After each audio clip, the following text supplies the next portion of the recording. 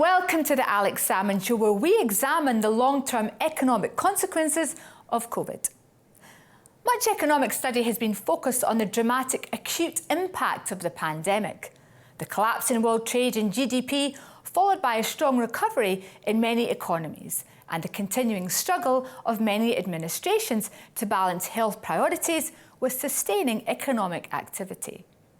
Given the mixed results, much work to produce better policy outcomes remains to be done. However, two economists on either side of the planet have also been focusing on the longer-term human economics of COVID. Today, we examine the work of New Zealand economist Dr. Richard Meade and Professor David Blanchflower of Dartmouth College in the United States. Richard Meade is a research fellow in economics at Auckland University of Technology and principal economist of Cognitus Economic Insight. He's brought forward a policy initiative of COVID family loans, which it is argued will be more beneficial and affordable than short-term labour subsidies. It might be a promising alternative to the Chancellor of the Exchequer cutting benefits for the poorest people in the land. He's in conversation with Alex. Dr. Richard Meade, thank you so much for joining me in the Alex Salmond Show from Auckland in New Zealand. Thanks very much. Nice to be here, Alex. Dr. Meade, a lot of the economic analysis of the pandemic is focused on the acute phase, the sharp fall in world GDP, the sharp recovery in many countries. But do you think that the longer-term effects may concentrate on what's called long COVID, the long debilitating condition that many people are suffering from? I think it's obviously early days in the sense that we don't yet know what long COVID really is going to be looking like longer term, but it's certainly giving us indications that it could be something that has a very long tail and it could affect a great proportion of the population, especially the younger parts of the population, and this could have a very enduring economic cost. Is there any similar disease which has that debilitating effect in a significant quantity that has been measured? Is there some comparative we can have with other conditions? I could speak to my own personal experience in the sense that I had chronic fatigue syndrome, or otherwise known as ME, or myalgic encephalomyelitis, for 11 years. And happily that resolved some years ago. But when I started first reading about long COVID and the sorts of symptoms that the sufferers of long COVID are having to put up with, it gave me a rather nasty sense of deja vu. And it made me think that even if these conditions are not identical or not even in the same sort of ballpark, if long COVID is anything like chronic fatigue syndrome, it could have very potentially long consequences for the people who suffer it, by which I mean they could be decades of their lives suffering serious debilitation. And even worse, it seems, with long COVID, there's measurable organ damage, and that could lead to premature death. And of course, the numbers that we are being estimated for long COVID for those countries which have had a large rate of infection, like the UK for that matter, are perhaps 10 times those who've been severely affected in the acute phase. That added together could be a huge economic effect over the long term. I agree. So I think, just running numbers, you'd say a certain number of people die from COVID, and that's obviously very bad and it's very costly, and it's something we should be paying very much attention to. But statistically speaking, you can imagine a great many more people, in fact, might not even go to hospital with COVID, but suffer from the illness and then end up with an enduring illness. And even if not all of that cohort end up having long COVID for a very long time, already indications, even from the UK, where you have something like almost 400,000 people that have had long COVID for more than 1 year, there's some chance that will mean there are people that end up potentially many years, possibly decades, if the experience of sufferers of chronic fatigue syndrome, for example, is anything to go by. And so if we extrapolate across the rest of the UK and across the rest of the pandemic, if we extrapolate across the rest of the world, we can see that there's going to be quite a few people, in fact, that will be affected by this. And some proportion of that cohort could end up very unwell for a very long time. And let's have a look at the comparative effect. I mean, you're speaking to us from New Zealand, where a country which famously has gone for an elimination strategy, and other countries have done the same. Hong Kong would be an example. Many countries in Asia have fairly successfully to date pursued very low rates of COVID. But other countries have been letting COVID effectively spread through the community. Suppression, certainly, but not elimination. Is there going to be a comparative effect of those economies which have successfully eliminated or kept COVID to very low levels, and those who, on the basis that the acute phase doesn't seem to be killing too many people, have let it spread through the economy. You know, the countries which have taken the big effort of elimination, they're going to be the gainers in the longer term. I think we certainly hope so, you know, speaking from New Zealand, obviously, but I think there is a genuine issue for the countries that have allowed the virus to become more endemic, that even if the mortality rate is falling because the vaccination rates are taking off, we should be very mindful of the fact that there's more than one way to create an economic cost from the pandemic. And chronic illness, if that's debilitating and it's stopping people from living their normal lives, from working their normal jobs, etc., that's actually a very costly thing. And so if we think about the overall economic cost of the pandemic, we can think about the human cost and loss of life and the GDP impacts of whatever measure we put in place to try and stop the virus from spreading. But we do need to be very mindful also of these other enduring possible health consequences. How exactly do you measure the impact of somebody suffering a debilitating illness against somebody, well, effectively who dies in a short period of time? This is where I'd speak to it as a qualified economist who dabbles from time to time in health economics, but I'm not a specialist health economist. So as someone who strays into their territory, I'd say that there are measures used, things like quality adjusted life years and disability adjusted life years, which are measures that health economists around the world use to get a sense of how you can compare different kinds of illnesses and death, you know, literally. And because economists are cold-blooded and we don't get invited to parties, we put a dollar value on these things. We say that effectively, you know, losing a certain number of life years altogether has a certain price. And even if people don't lose their life per se, but they lose the quality adjusted life years because they suffer some sort of debilitation, for example, we put a price on that too. And we only do it because we have to figure out how to ration resources, obviously. We need to figure out what's the best way to use the finite resources we have to get the most benefit for society. And if that requires these sorts of cold-blooded assessments, it's just something we have to, you know, do with the best we possibly can. Well, we shouldn't shoot the messenger because we're practitioners of the dismal science, I suppose. But in terms of policy impact, I mean, policy makers will have to make adjustments to social security policy, to health at work policy as a result of long COVID. They're going to be, if we're talking about the numbers which seem to be the case in those countries, even high vaccinated countries, with a large element of long COVID being measured in the population, there's going to be a huge shift in policy to accommodate the impact of that. I think that's right. And you're actually pointing to a whole layer of additional costs that aren't often even factored into these sorts of analyses. Having suffered chronic fatigue syndrome, it's not like there are that many actual treatments you might do. And so you could say that's not very costly. It's very costly to the people who don't get the treatment, obviously, but it's not very costly to the system. I'm hopeful. I'd like to think that because COVID is so widespread and this long COVID condition could be such a pressing issue, we will get some very serious medical research. In the same way we dedicated the research to developing vaccines, we should be dedicating some very serious research to making sure we can come up with some sort of decent answer to fixing long COVID rather than just leaving it as one of those conditions people have to live with. Dr. Meade, we've had public health officials, doctors on the show from New Zealand who've effectively been saying to, you know, what on earth are you doing in the UK? I mean, you invented public health policy and yet you don't seem to be practicing it.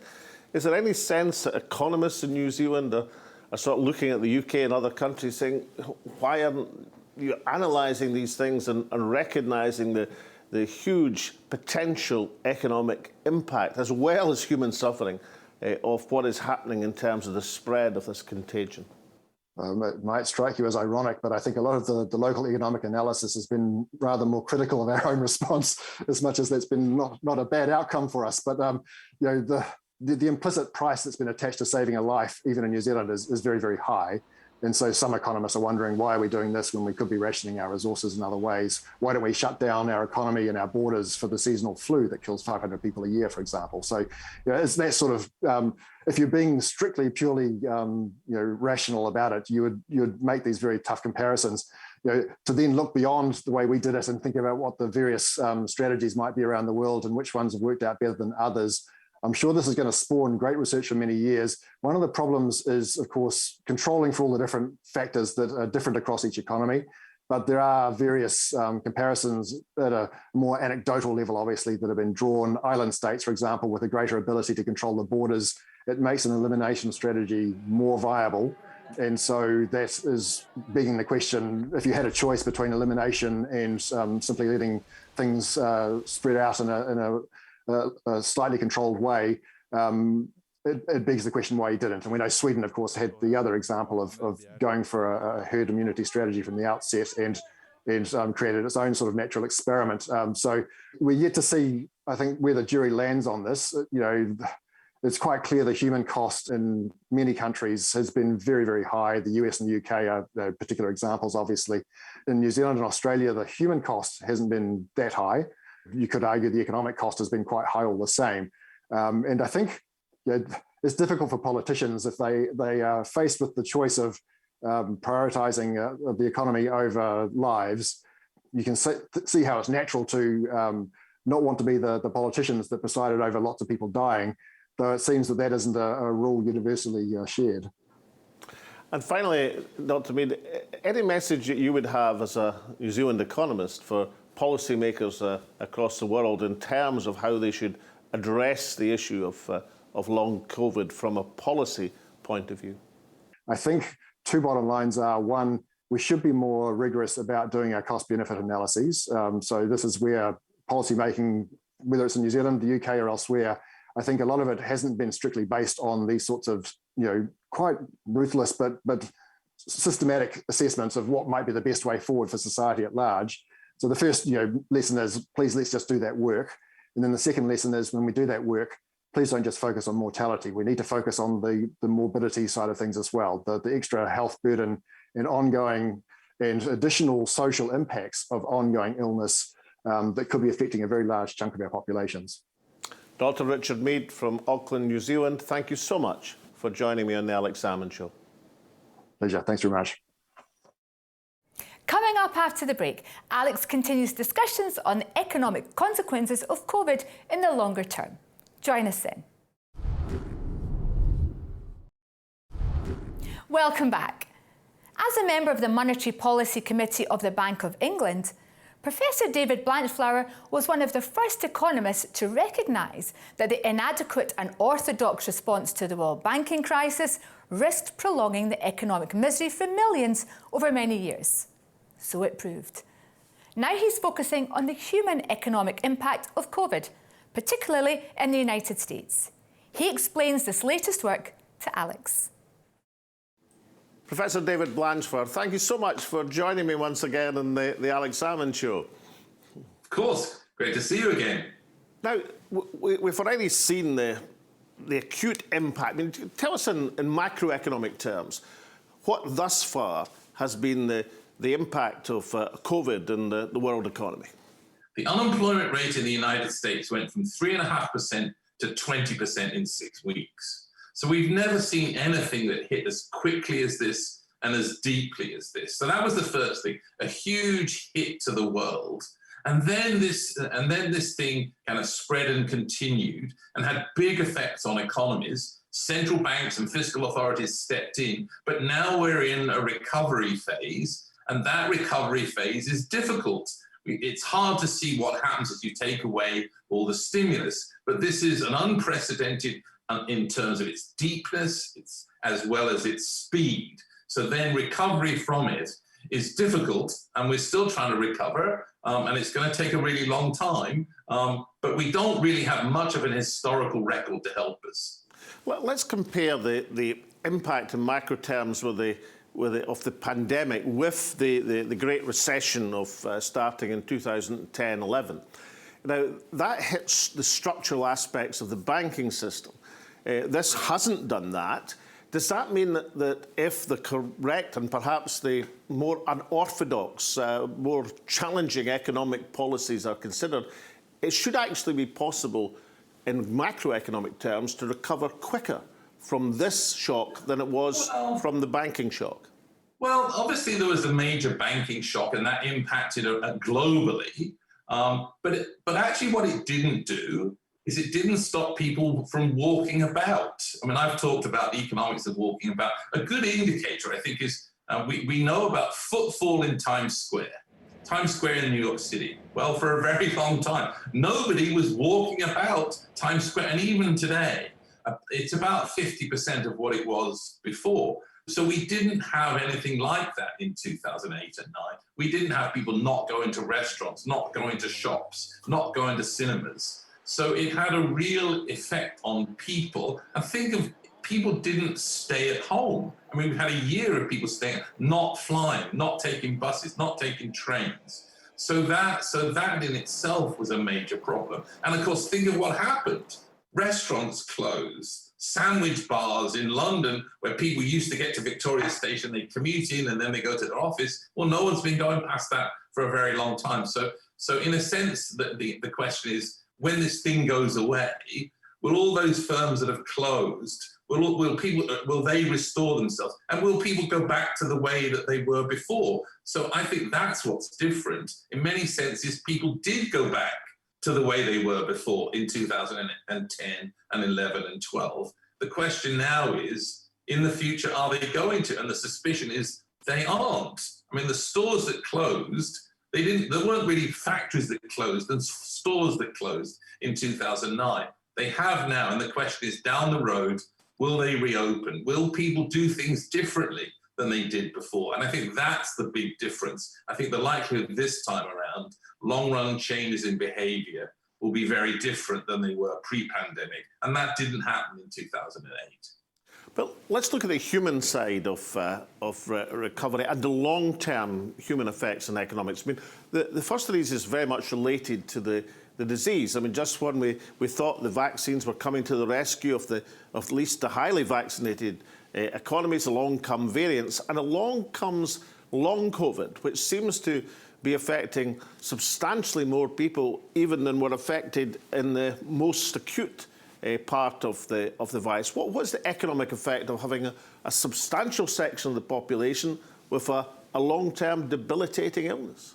The story, in many ways, it's like the story about ME, which is that we don't exactly know what the consequences are, how long this thing will go on. If someone has got long COVID, the likelihood is they're debilitated, they struggle to go back to work, and the firms that I've been hearing on construction crews, they can't get the crews to come back because people are suffering a longer-term return, if you like, from COVID. So this is a problem for us. We don't know what to do about it, but the likelihood is that it will have economic impacts. If people are sick or feeling debilitated, they're not going to be able to go back to work in the way that they were able to after the Great Recession. So willing and able to work, but they're not actively capable of getting to the. Maybe what it'll mean is that for many people, they can stay at home and do work remotely. But a lot of it is that with ME, they're exhausted.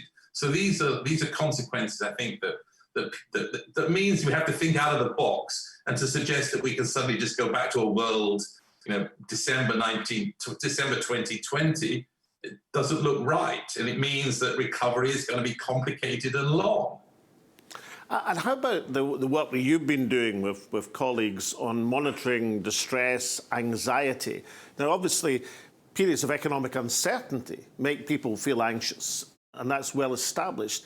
But this pandemic must have a long-term effect on anxiety, as well as the immediate effect of people worrying whether they're going to catch it, whether they're going to be severely ill or die.